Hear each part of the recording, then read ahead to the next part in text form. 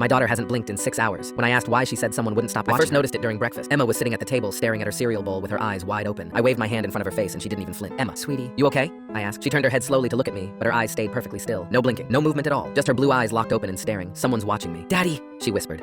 They said if I blink, they'll come inside. My stomach dropped. I immediately checked every window in the house, every closet, every corner. Nothing. My wife Sarah told me Emma probably learned some weird game at school and to stop worrying. But that was 6 hours ago. Now Emma's eyes are bloodshot and red. Tears are streaming down her face, but she won't blink. I tried giving her eye drops, and the second they touched her eyes, she screamed like I was burning her. He touched my face, she cried. I didn't know what to do, so I called our pediatrician. She said to bring Emma in immediately. When we got to the clinic, the doctor examined her eyes with a light. He stepped back, looking disturbed. Her pupils are dilating and contracting rapidly, he said, like she's tracking something moving very fast. I looked where Emma was staring. Just an empty corner of the exam room. The doctor tried to manually close her eyelids, but Emma's whole body went stiff. She grabbed my arm hard enough to bruise and whispered, "He's getting closer every time you look away." We came home and I decided to check our security cameras. I pulled up the footage from Emma's room. For 6 straight hours, she sat on her bed staring at the same corner. She didn't move, didn't blink. The shadows in that corner seemed to shift and move even though nothing was there. That's when I remembered something. Last week, Emma brought home drawings from school. I went to her room and found them in her backpack. They were all the same picture. Our family, me, Sarah, and Emma. But there was a fourth figure, tall, no face, standing behind us. At the bottom, she had written, "The Waiting Man." My hands started shaking. I went back downstairs and found Sarah standing in the living room completely still. Her eyes were locked open, staring at the same corner Emma had been staring at all day. "Sarah?" I said. She didn't respond, didn't blink, just stared. I ran to my laptop and started searching our address. I found a news article from 4 years ago. The previous family had a 7-year-old daughter who disappeared. They found her 3 days later in her locked bedroom, eyes wide open. She had died of dehydration. The medical examiner noted subject appeared physically unable to close eyes. I kept searching. 6 families before us. All of them had 7-year-old daughters. All of them either disappeared or the families moved suddenly in the middle of the night. I heard humming coming from upstairs. It was Emma. I went to her room and she was humming a lullaby I'd never heard before. I searched the melody on my phone and found a video from 1987. A little girl humming the same song 2 days before she vanished. That's when I felt it. My eyes were burning. Dry. I tried to blink, but I couldn't. I looked at my watch. I hadn't blinked in 6 minutes. I ran to Emma trying to pick her up so we could leave. She looked at me and smiled. "He's been inside the whole time." "Daddy," she said. "He was waiting for you." Sarah's voice came from behind me. "He was waiting for you." I turned and saw it in my peripheral vision. Tall, no face, standing directly behind my wife. My phone buzzed. Doorbell camera alert. I looked at the notification. The footage showed me standing in the living room staring at the corner, but I was upstairs. I checked the timestamp. It was from 6 hours ago. I realized then that everything since breakfast was wrong. I'd been staring at that corner since I woke up. The doctor visit, the research, finding Sarah.